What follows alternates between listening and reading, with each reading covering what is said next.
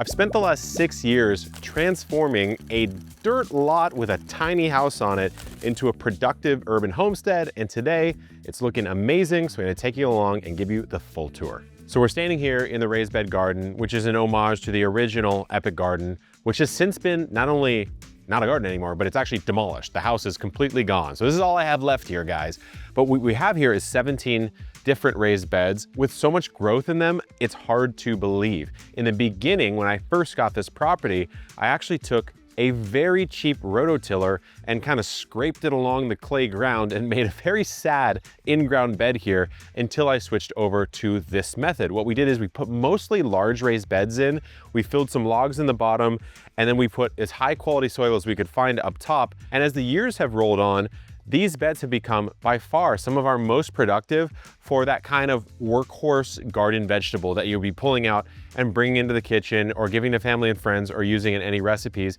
And you can change these beds so often. For example, we've got some beautiful Brussels sprouts here on green conduit. This is just cheap conduit that we spray painted with a non-toxic green paint just to hold the Brussels sprouts up.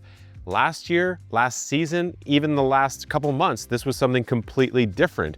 Over here, this was sweet potatoes just last season, and now it's a beautiful mix of brassicas and some flowers like alyssum. So in the raised bed garden, to me, it's located close to my home. I can pretty much grow whatever I want here, and I have enough space that I can make it beautiful. Over the years, this orchard has really become my favorite part of the garden for a couple of different reasons. First of all, it's finally grown in. Orchards take a while to get set up. I have pomegranates right here. I have a citrus hedge of about 14 different citrus running down this way that Jacques and I on the team put in maybe 4 or 5 years ago now. And it's finally at that point where it's grown in and I've got citrus popping any time of the year. But I want to show you a couple different things we've done to make this orchard so productive in so little space. Here I am between two of my favorite trees. I've got my peach here. This is Ava's Pride Peach. And then I've got a Dorset Golden Apple. And you might be thinking, Kevin, these are way too close to each other. And you would be right in almost any other situation. Of course, if I was an apple farmer or if I was a peach grower, I would not put these plants anywhere near this close. They would probably be 10, 15 feet apart because I'm gonna be growing that tree to its full genetic potential. But here in the backyard, front yard orchard, as a home gardener or a homesteader, you don't need that. And frankly, you don't even want it. I'm pretty tall, I'm 6'4". I can still just reach the top of this peach tree, but if it was grown to its full potential, it would be like 10, 12, 15 feet tall. I can't reach that, I gotta get up with a ladder. That's hundreds, maybe thousands of peaches. I'm very content to have 100 peaches this season. I'm very content to have 50 apples because I don't like apples as much as peaches, and it's not debatable, they're just literally a worse fruit. That being said, I've got this whole orchard set up for low pruned, tightly spaced trees. You can get away with spacing this tight if you are actively pruning it, which we go over in plenty of videos on our channel. That's how Jacques and I got this citrus hedge to look like this wall of green behind us. It's just pruning it so tightly, but this is not the only area I've got some fruit trees. I wanna show you a couple of my absolute favorites. One of the only fruit trees that was actually on this property when I moved in was this massive loquat tree, which sort of tastes like a tropical peach. It's one of my favorite fruits. And it's special because that's the only tree that was at the original Epic Garden way back in the day. If you're an OG follower here on the channel, first of all, I appreciate you. But second of all, you remember how small that garden was. There's a little loquat tree there. This produces some of the best fruit that you will ever have. And you can grow it in a lot of zones. Don't have to peel it. I'm peeling it because I want that juice factor on the loquat. But right about now, in March, April, this throws out more fruit than you know what to do with. You can taste the vitamin C going into your cells, powering the mitochondria. It's so amazing. Now what I have right next to it, it's kind of a weird placement, but it's a fig tree that a friend gave me. This is a yellow long neck fig. You can grow so many different fruit trees. You do not have to follow all these classic rules, guys. This fig tree that I got, it was like planted kind of like this in the pot. It's a weird angle on it. Instead of throwing it away, instead of not using it, I just planted it kind of sandwiched underneath this loquat, and it's come out this way, grown almost horizontally, and I've pruned it as this giant shrub. That has proved to be an exceptionally productive way to have this fig grow because we're getting more figs than we know what to do with. And you're also getting a sneak peek of another tropical fruit that I'm absolutely obsessed with.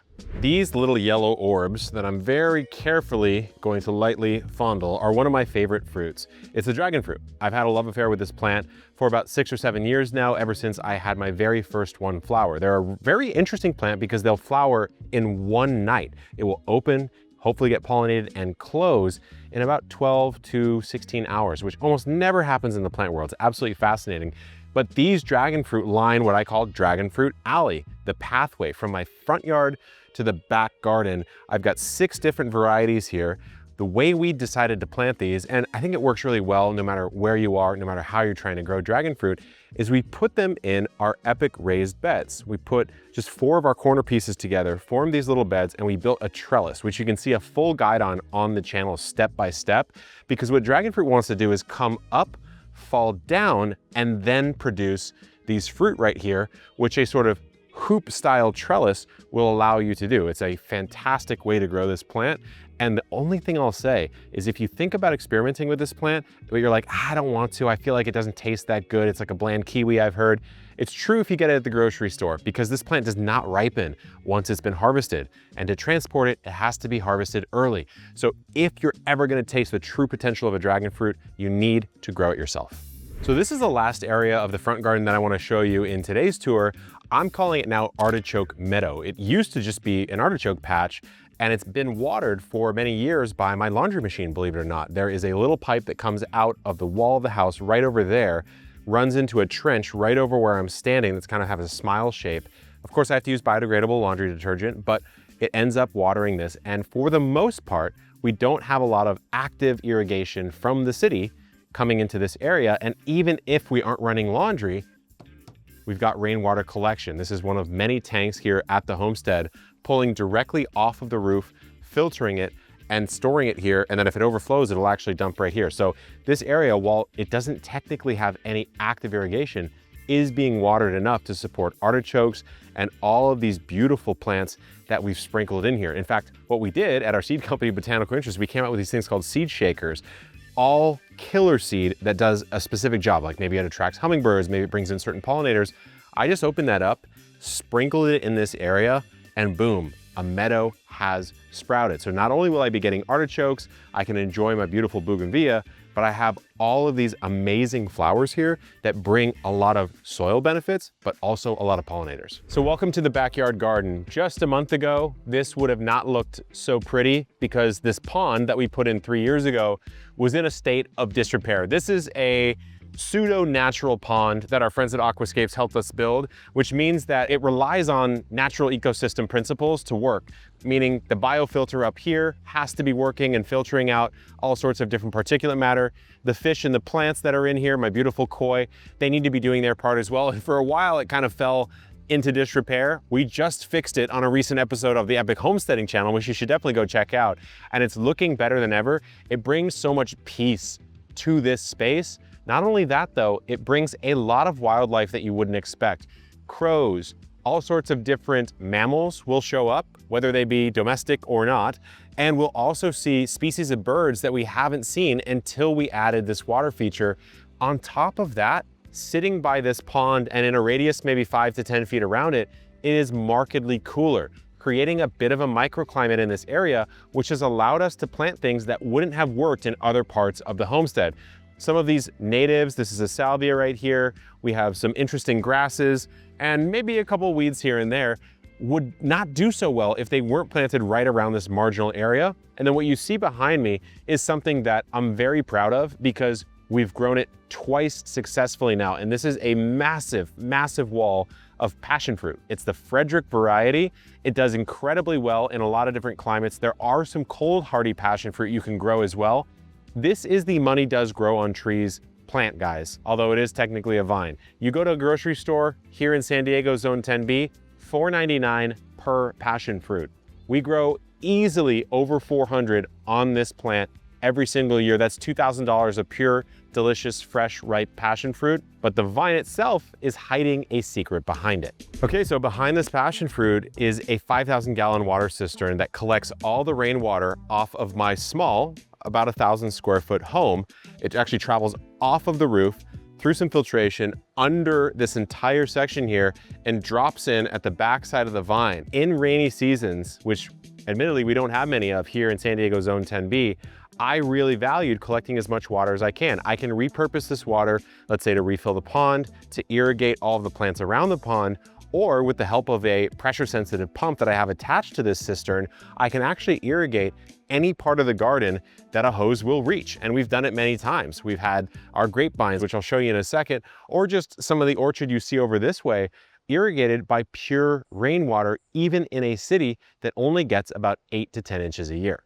Okay, I'm pretty proud of this, guys. We have grapes here at the homestead. It's our 3rd season of grapes. We got a really good harvest last year, despite the fact that we did not prune the grapes very well at all. So what we did is we went deep into the viticulture history and figured out how to prune these grapes. And I have to say, I think we did a pretty good job here. So we're using a spur pruning method on these flame seedless grapes. The type of grape is gonna heavily depend on your climate, your area, the type of grape you actually wanna grow. Is it a table grape? Is it a wine grape?